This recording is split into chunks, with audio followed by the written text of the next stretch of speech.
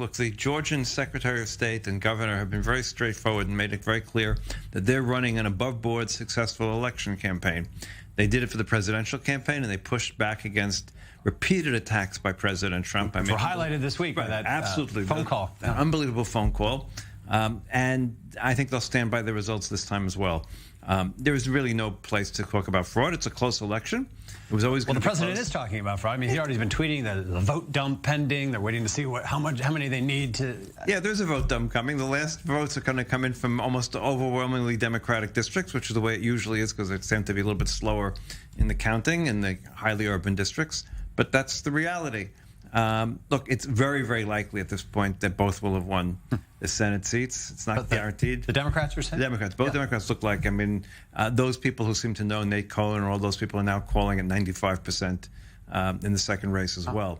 So it'll be a big change in terms of Washington, not seeing Senate Majority Leader Mitch McConnell, no longer Mitch McConnell, the Senate Majority Leader, is going to change dynamics completely for the beginning of the Biden administration. But you're saying the Georgia electoral officials, in a way, passed a test this week, or were on display showing their independence in the face of the president's extreme pressure. Absolutely. And they want to say that they're running a tight ship, which they did. There's no question. They did everything possible to make sure there would be no questions in this election. Sure, they're going to question it.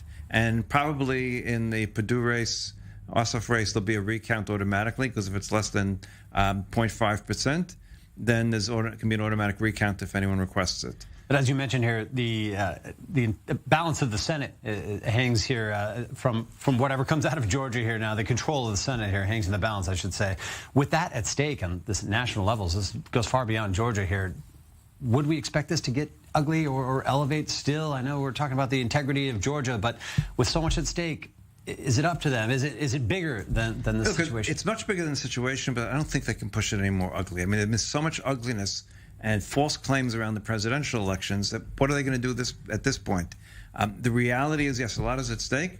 It's going to change the dynamics of the beginning of the Biden administration tremendously.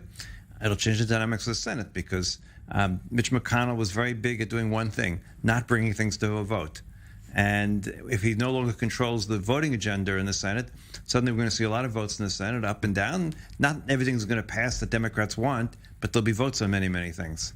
Now, a couple aspects about the results we're seeing here, and you see it appears that Democrats are going to win if we see both incumbent Republicans defeated here now, and the Senate balance change here a bit. Are you surprised by that? This is obviously a big shift in Georgia.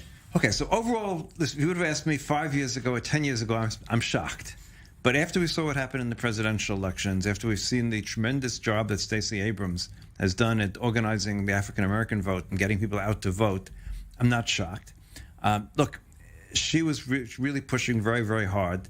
The two Republicans were not exactly the best campaigners in history, both overly wealthy, smells of corruption in both cases.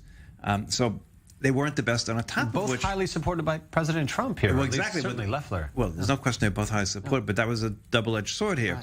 Because is this another referendum on the president then, in a way? To some extent, it's certainly a referendum on his post-election actions. I think 56% of Georgians who went out and voted opposed the way President Trump has been acting post-election. Now, what it probably did, by knocking the vote in Georgia, some Georgian Republicans, some supporters of Trump, probably said to themselves, you know, it's fixed anyway. Why should I bother coming out and voting?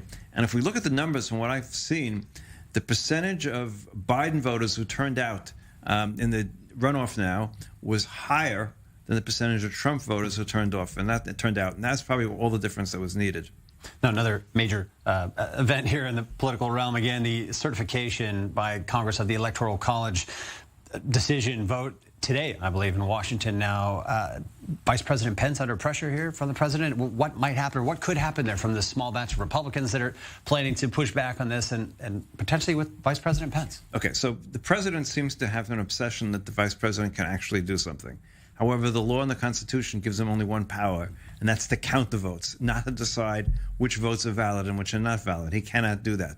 Now, what can happen is if one senator and one congressman questions the electoral votes, it can go for a vote within the House and within the Senate. But we know how the results of those are going to end up as well. The Democrats control the House of Representatives, and you need both houses, by the way, in order to throw out any electoral votes.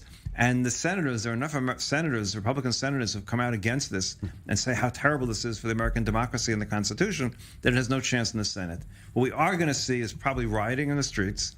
You have thousands and thousands of Trump supporters who come to Washington. President Trump is speaking to them in front of at the Eclipse at 11 o'clock Washington time, 6 o'clock today. Right. Who knows what's going to be after that? Who knows what's to be?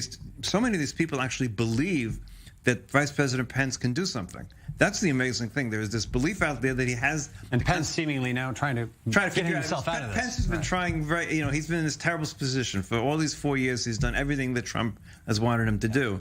But there's probably one place he's not willing to go, and that's against the Constitution of the United States. But who knows? But the reality is what's going to happen is you have all these people who are convinced. I mean, I've spoken to Trump supporters who are absolutely convinced that today it's all going to turn around and President Trump will remain President Trump. And they're suddenly going to find out they were wrong. So I don't know how that's going to play. On the role of the vice president, here we're talking about Pence, but if these two Democrats win in Georgia now and it becomes a split that's decided by the Vice President Harris in this case, or at least in terms of votes, or the balance could be decided. When was the last time there was a scenario like this where the vice president had that prominent of a role in Senate affairs like this? This is obviously I think about 10 years ago we've had a 50-50 split. I mean, it makes the vice president much more important to stay around. She can't go on a worldwide trip for 2 months or whatever it might be. She's going to have to be close to Washington for key votes, obviously. Of course, it'll be a scheduling issue as well. But yes, it brings back the importance of the vice president. She gets a potentially more prominent role. I mean, we've had a couple of times even when Pence had to come to vote because they didn't have a majority without Pence. So, whatever it was going to be a close situation. That is the one constitutional role of the vice president, to be the presiding officer over the Senate. Everything else is what the president decides the vice president should do. So it'll be interesting in that sense. As we wrap up here, another minute here, but this letter from the defense secretaries, I believe, that emerged this week, expressing their concern over what they've seen taking place, the damage to democracy, the damage to the system. Are they right? I mean, are they right to be this concerned? Do you think it's gotten just too far? Well, it's certainly gotten too far. There's no question it's gotten too far. It's really hurt the American democracy without a shadow of a doubt. The people questioning the results of an election is without a doubt. But I think that the secretaries of defense are people who are well connected, and I think they've heard things that they're very worried about. And what President Trump is the commander-in-chief of the American Armed Forces, U.S. Armed Forces, until 12 noon on January 20th. What he could try to do with that, no one really knows. And so I think they're worried about what he might try to do. He won't be successful. I think the military will what they call slow walk any order they receive that seems unconstitutional to them. But it's a fear. That's